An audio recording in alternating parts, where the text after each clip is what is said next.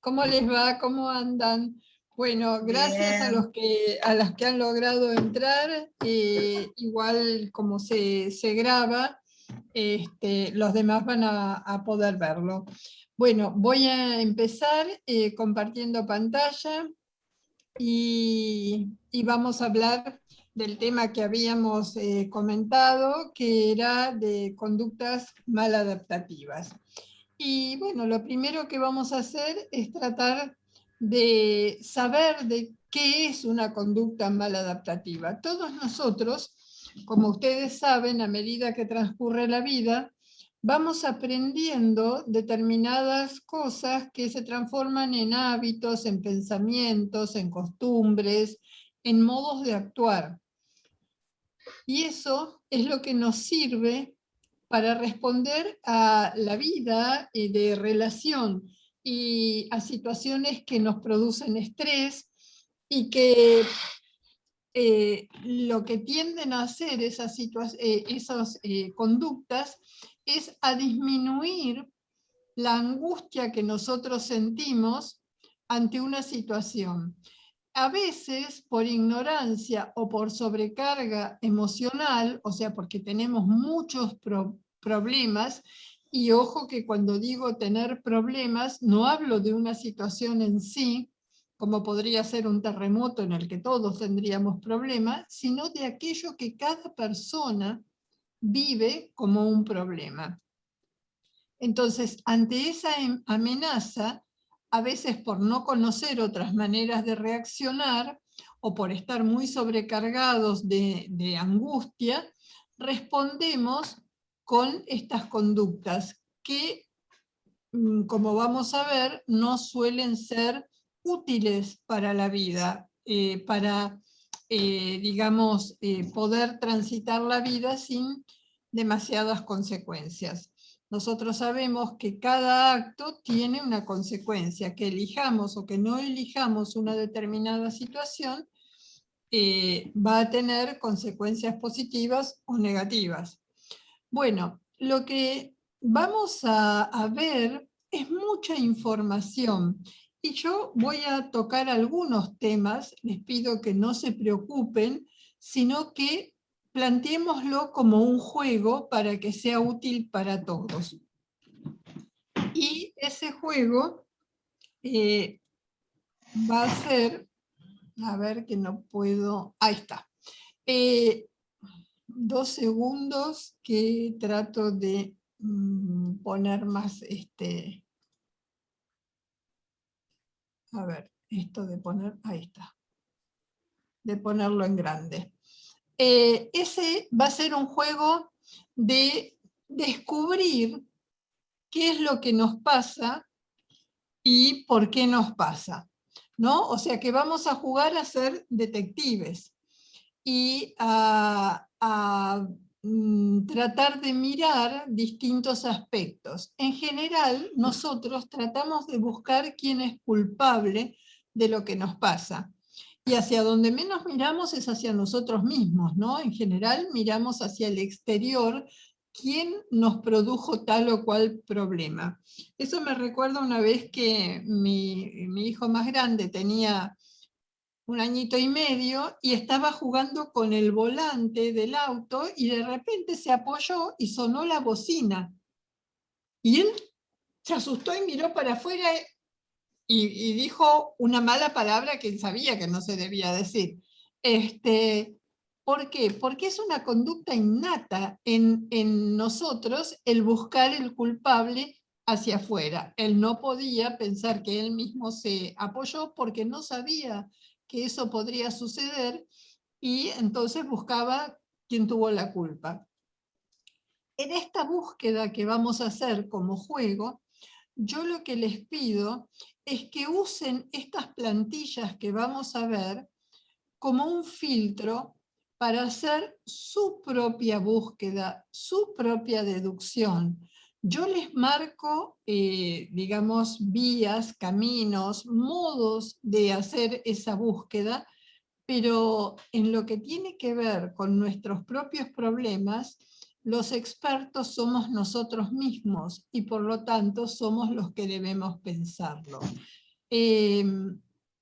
Los especialistas, tanto médicos como psicólogos, solo brindamos una guía, pero el trabajo en todos los casos es personal. Entonces, como les iba diciendo, vamos a buscar en esta maraña de problemas que vemos acá, cuáles son los esquemas maladaptativos que desde temprano en la vida vamos adquiriendo. No se preocupen que me tomé el trabajo de separar cada uno de estos aspectos para que los podamos ver, pero que después los vamos a ir viendo en forma individual, cada uno de estos colores, a medida que transcurran las charlas. Entonces, es complicado, como ven. Hay muchos aspectos a tener en cuenta. Por eso cuando una persona simplemente dice, eso es culpa de mi madre, o porque no me enseñaron, o porque mi padre no estuvo, o porque la escuela así, es un quedarse corto. Ninguna situación actual es producto de una sola causa. En general, las causas son concurrentes y de distinto tipo. Y ese es el trabajo de una terapia, ese es el trabajo de una sanación, entendiendo por sanación el trabajo que la persona hace por aceptar su propia realidad interna y externa. Bueno, vamos a ver algunos detalles, no voy a entrar en cada uno de los temas, solo quiero dar una pauta de cómo trabajar ante lo que nos pasa o las situaciones a las que estamos anudados, atados o comprometidos del pasado. Bien. Acá, como vimos anteriormente, hay aspectos que tienen que ver con autonomía, con los roles interpersonales, con la autovaloración que hacemos y con los límites y estándares.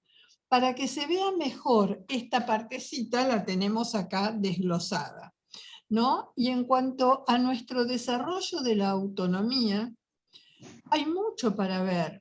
Y por supuesto que tiene que ver con lo que siempre mencionamos como la relación gen-entorno. Gen, lo que nosotros traemos cuando nos formamos como embriones, y después entorno, lo que tiene que ver con el desarrollo embrionario, con el desarrollo de la primera infancia, segunda infancia, etcétera, ¿no? Con lo que nos va pasando en la vida. En general, esto que les decía, dentro de las causas del desarrollo de una autonomía adecuada, están los padres ansiosos, los padres sobreprotectores, estos que no lo dejan al chico que se lastime, que se golpee, que se ensucie. Y, por ejemplo, hemos llegado a desarrollar los humanos lo que se llama síndrome del niño limpio. O sea, los padres muy sobreprotectores que no dejan que el chico toque nada que pudiera ensuciar o contaminar o contagiar, y ese chico no genera las defensas naturales que tiene que desarrollar en la primera infancia, entrando en contacto con todas las cosas del ambiente. Y es un niño que tiene más riesgo que el que se ensució, digamos. Los padres sobrecontroladores en cuanto a la conducta, o aquellos padres que no dan apoyo o estímulo. Y fíjense que eso nos puede determinar conductas de dependencia, que la persona no es capaz de funcionar sola, de sumisión, que espera que el otro decida porque tiene miedo a la ira, a las represalias, al abandono. O sea, esto lo vemos muy, muy habitualmente. Bueno, cada una de estas cosas las vemos habitualmente. Aquel que es vulnerable a enfermar o al daño, porque tiene un temor exagerado a la calamidad, a lo que le pueda pasar, y no puede defenderse solo.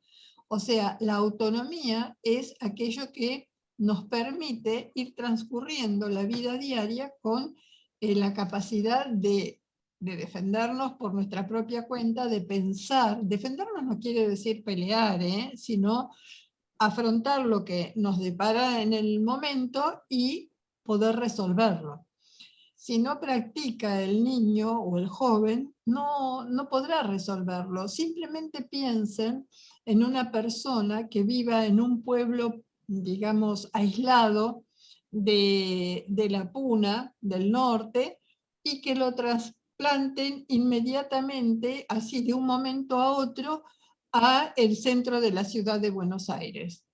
Bueno, seguramente no va a haber aprendido estrategias para defenderse solo en ese ámbito, tendrá que aprenderlas. O sea que a cualquiera nos puede pasar en cualquier momento que nos cambien de trabajo en el lugar donde trabajamos, de operaciones, de actividades, que nos ocurra un imprevisto, y bueno, la autonomía es la que nos permite afrontar esa situación.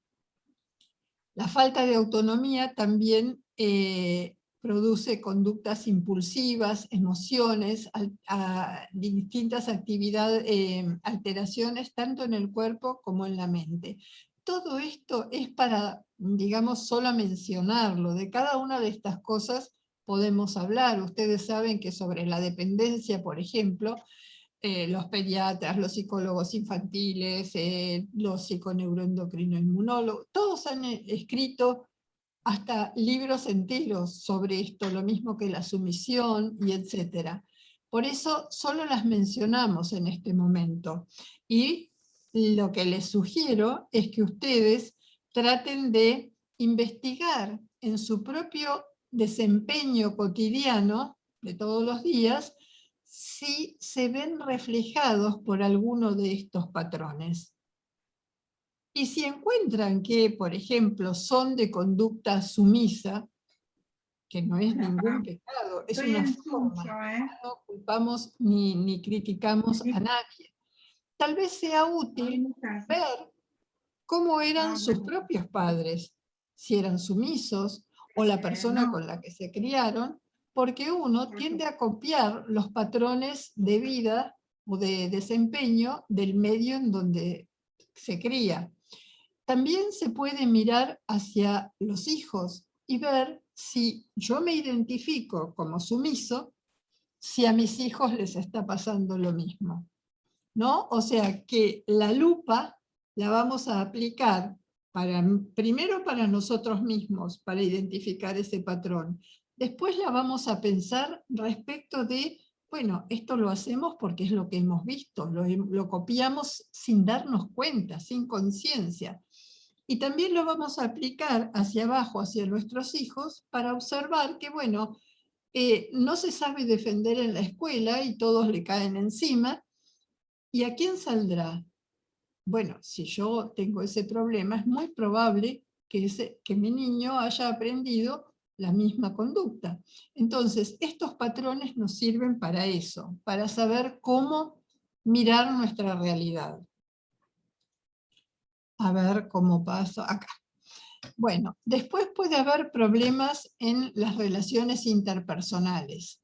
Y no vamos a entrar en detalle porque no quiero atiborrarlos, pero los invito a que utilicen el video para leer, por ejemplo, las causas como falta de amor confiable, como un ambiente en la cual las experiencias tempranas sean desagradables porque, por ejemplo, los padres vivían peleando, o porque un papá o mamá falleció, o porque hay un rechazo de los pares en el colegio, esto que está tan de moda como el bullying, que vayan viendo esas situaciones y leyendo. Después lo vamos en alguna charla a ver en particular esta sola diapositiva, más en detalle, pero que sigamos investigando, porque las variables son muchísimas de lo que nos pasa y por qué nos pasa.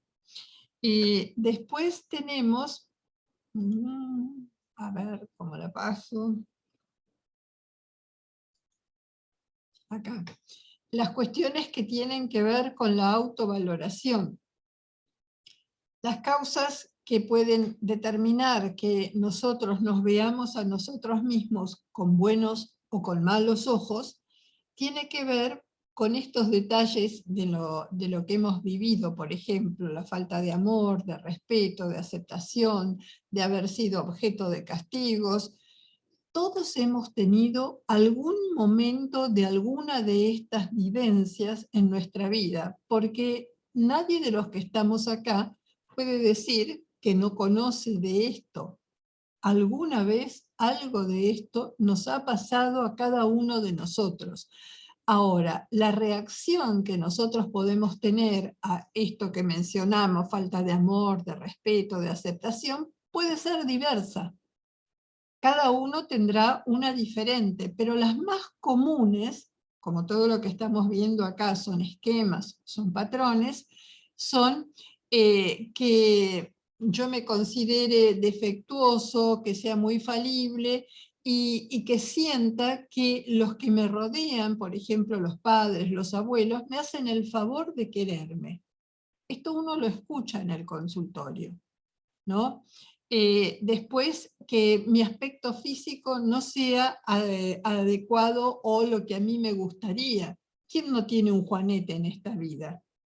Voy a hacer famoso a mi Juanete, porque es un Juanete que viene de mis abuelos, de mi padre, y dos de mis hijos también lo tienen. O sea que a este Juanete le tenemos que dar entidad y aprender a quererlo, porque es algo del patrimonio familiar.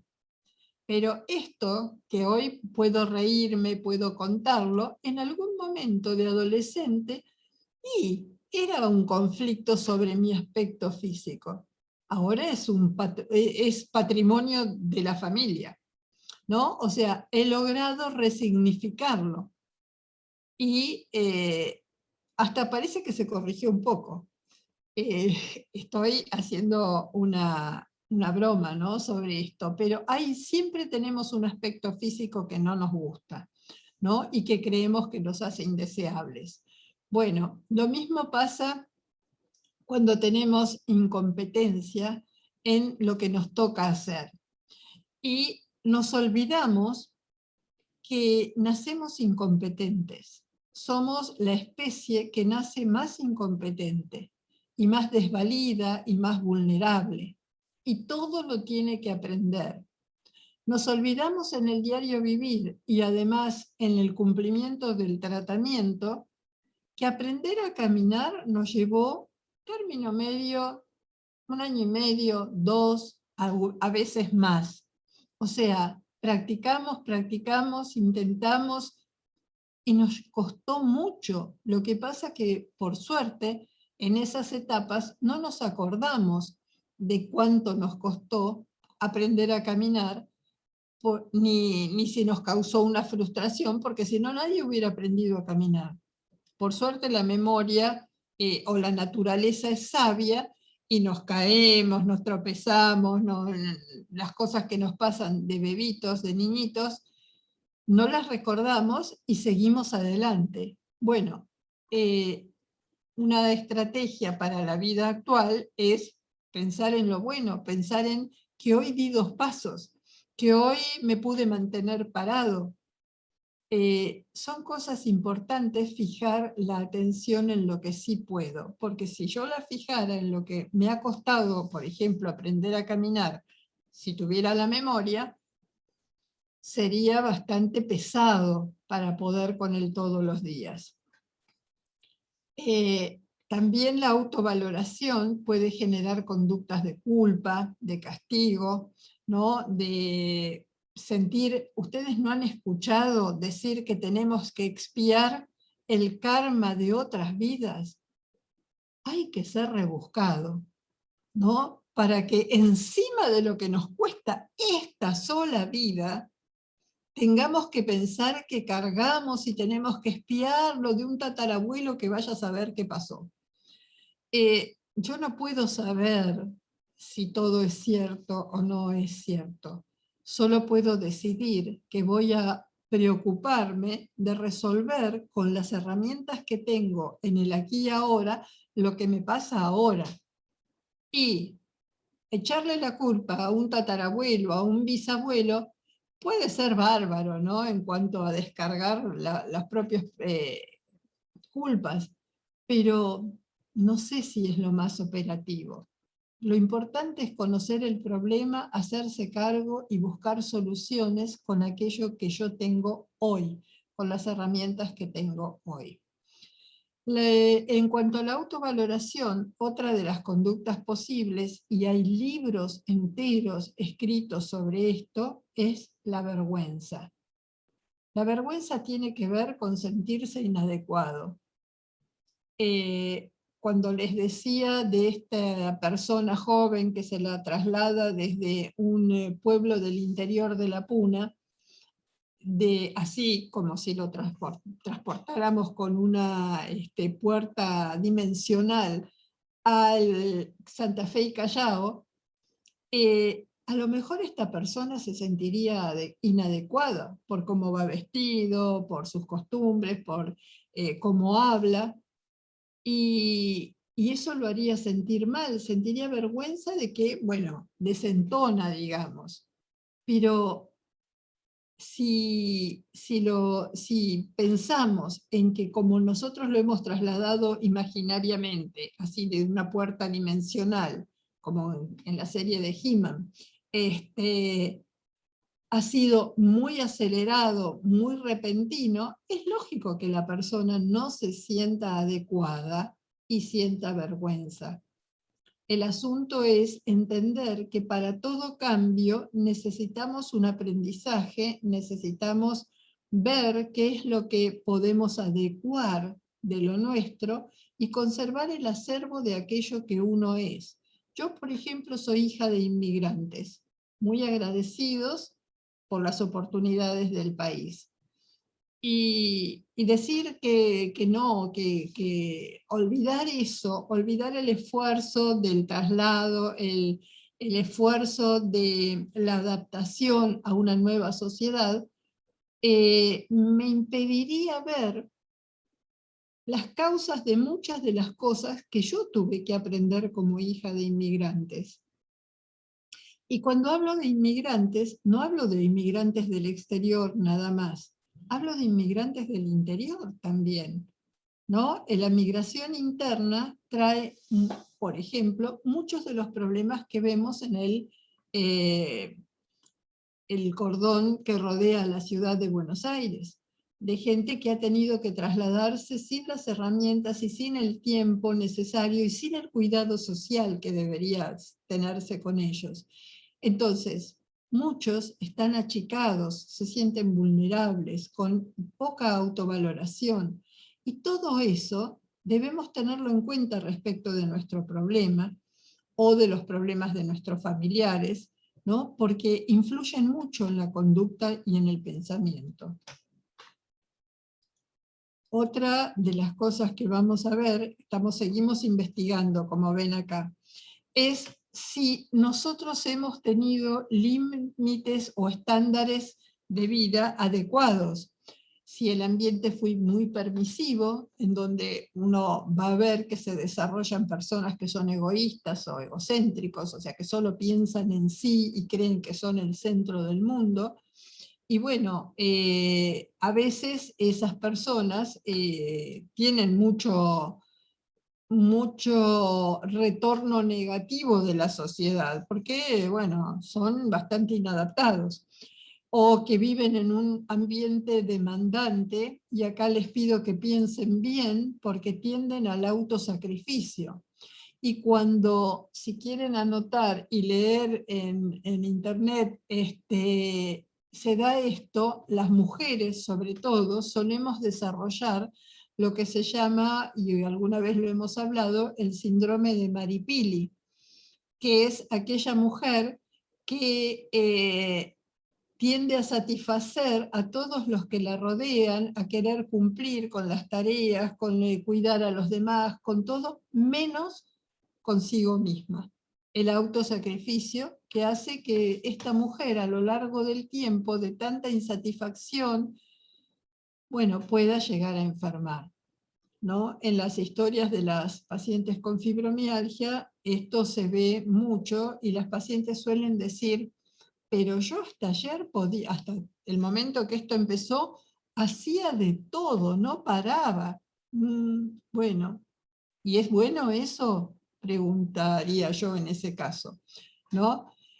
Porque esas personas sacrifican salud, placer, compañía, relaciones con los demás, todo por cumplir con determinado mandato. Son los adictos al trabajo, lo que los cardiólogos suelen llamar personalidad de tipo A.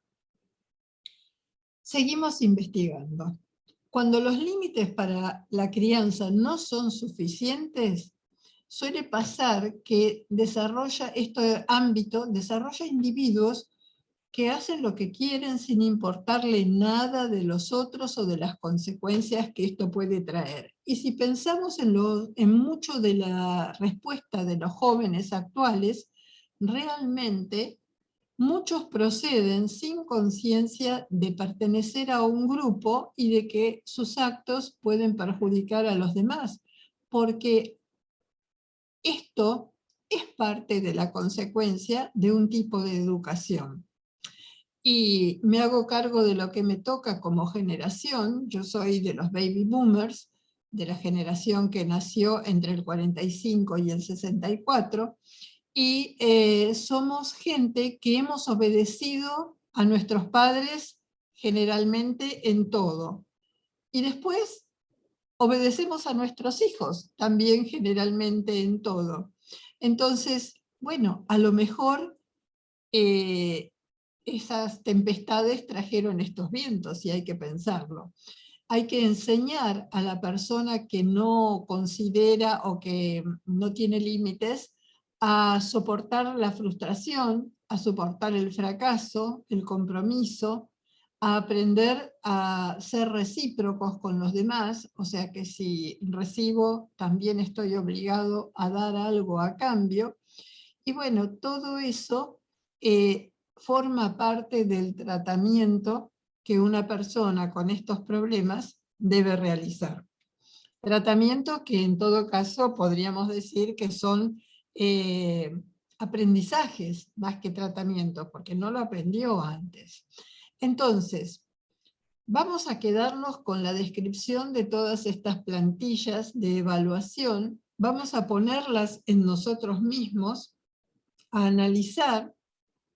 Tienen una semana para hacerlo, después empezaremos con algunos de los temas, y también vamos a analizar de dónde venimos, pero no para el karma de mi tatarabuelo, no, para lo que aprendí del ambiente en donde me desenvolvía. Y no pude aprender mejor, porque a lo mejor los demás tampoco sabían, o no tenían tiempo. Los padres de hoy tienen mucho menos tiempo, están cansados como para poder ocuparse más de los hijos, como lo haría a lo mejor una abuela, pero la abuela a su vez no sabía lo que se sabe hoy. Entonces, en cada generación hay conflicto. El asunto es saberlo para saber ubicarme y saber a dónde tengo que apuntar el interés de aprender lo que me falta. En la vida estamos aprendiendo cada uno de los días de nuestra vida. Yo siempre digo, para mí, hoy es hoy que es 26 de agosto del 2021 que estoy viviendo, o 25, la verdad que no me acuerdo, 25 soy. No tengo experiencia previa en ningún 25 de agosto de 2021. ¿Cómo iba a hacerlo? Entonces, pero sí tengo un montón de cosas que he ido aprendiendo que a lo mejor me pueden servir, o que si las combino un poquito así y un poquito así, puedo encontrar una nueva respuesta. Y de eso se trata la vida. No de sentirse disminuido o desvalorizado, como hemos visto, por lo que no sabemos, sino estimulados e impulsados por nosotros mismos hoy día a aprender. Ese es, digamos, el mensaje de esta charla. La vida, como dice acá, es difícil sin comprensión, sin amor y sin compasión. La esencia del amor y la compasión es la comprensión y la habilidad de ponernos en la piel de los demás. Esto es, digamos, un comentario que, bueno, en este caso está el filósofo que lo dijo acá, Thich Nhat Hanh, no sé bien cómo se pronuncia, pero que él no lo debe haber inventado, como yo no invento nada de lo que estoy diciendo, simplemente atiendo a los mensajes de la civilización a través de los tiempos y voy tratando de extraer y de enseñar aquello que ha sido más útil en la evolución de la especie. Porque de eso se trata, ser civilizado y ser humano. Y no es una tarea fácil, como ustedes verán, el mundo está atravesando por un momento de crisis y todos los sistemas se están cuestionando. Pero los valores esenciales, los valores fundamentales, deben prevalecer para que sigamos siendo los humanos civilizados. Entonces, lo que yo les propongo es que volvamos a mirar los gráficos que hemos hablado recién desde esta perspectiva, de la perspectiva de la comprensión, del amor y de la compasión, por nosotros mismos, por los que nos han criado con sus defectos, que fue lo que pudieron desarrollar, y tener compasión por ellos y también compasión y comprensión por nosotros y también por los que nos siguen para poder, digamos, transmitirles más seguridad, más confianza, más capacidad de adaptarse a lo que les toque, porque ni ustedes ni hoy sabemos lo que les va a tocar en este momento de cambio. No podemos decir cómo va a ser la sociedad dentro de 20 o 30 años, pero sí podemos darle la herramienta de sentirse bien consigo mismo y capaz de seguir adelante con lo que la sociedad de su momento les señale. Y acá, fíjense que vamos a recurrir un poco a las religiones, porque religión, volver a ligar, o sea, ligión de ligare, y de volver a ser. Y son en la sabiduría última de la humanidad, ¿no? Cuando dice, el que esté libre de pecado, que tire la primera piedra, yo les pediría a cada uno de ustedes, cuando juzguen a su madre, a su padre, a sus antecesores, a sus hermanos, a sus familiares, que se fijen si realmente ustedes son tan puros, tan buenos y no han repetido todo eso que critican, porque en general no es así. Todos hemos repetido los defectos que criticamos. Culpar y acusar no resuelve. Nos mantiene pegados al conflicto que llevamos adentro, que a lo mejor es lo que nos lleva a enfermar en el cuerpo. Primero es el alma que se enferma y después el cuerpo. Entonces, el que esté libre de pecado que tire la primera piedra. Y fíjense qué hermoso esto, perdón, dice, yo seré un pecador, pero no veo santos a mi alrededor. ¿Esto qué quiere decir? Quiere decir que tanto yo como cada uno de ustedes somos, digamos, imperfectos. Somos incapaces de vivir una vida, digamos, sin conflictos y sin crear problemas. Pero nos pasa lo mismo a todos. Entonces, esto que nos angustia y que criticamos de la sociedad, lo importante sería que aprendamos que somos parte de esa sociedad y que debemos tratar de mejorarla. Y yo no puedo ni quiero, por ejemplo, ser un político. Yo soy una médica y soy una mamá y soy una pareja y soy lo que la vida me demanda cada día. Es en ese ámbito mío propio, como el de cada uno de ustedes propios, que uno debe aplicar todo esto que estuvimos hablando si queremos hacer un mundo mejor. Imagínense que si es difícil para cada uno de nosotros, cuánto más difícil es hacerlo en conjunto. Y que lo importante es dejar de vivir en la culpa y la acusación para empezar a tratar de vivir en la aceptación de nuestra condición humana y en el trabajo de tratar de mejorarla en el ámbito que podemos. Bueno, muchas gracias y voy a dejar de compartir pantalla y ver si alguno de ustedes tiene algún comentario, alguna pregunta. También saben que pueden hacerla por mail o por el mismo Facebook para que pueda ser de utilidad para todos.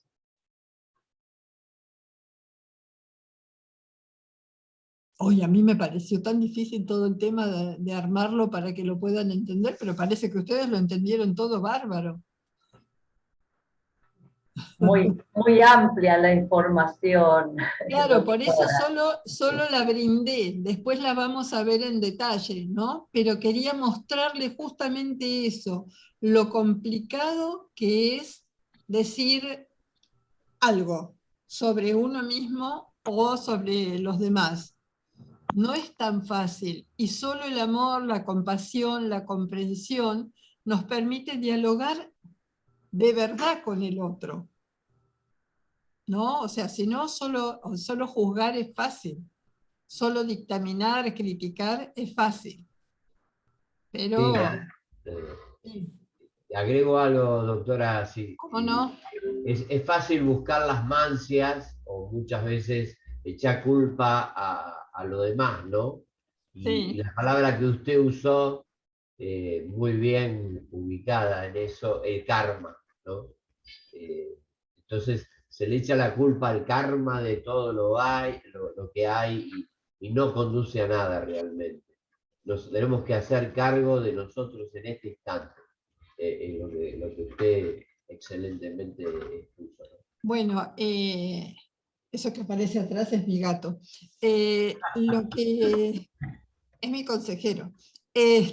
Lo que yo hago en mi vida personal, que a veces me preguntan por qué hago esto de las charlas o de lo que hago en Instagram, porque a mí me duele la realidad, me duele el mundo.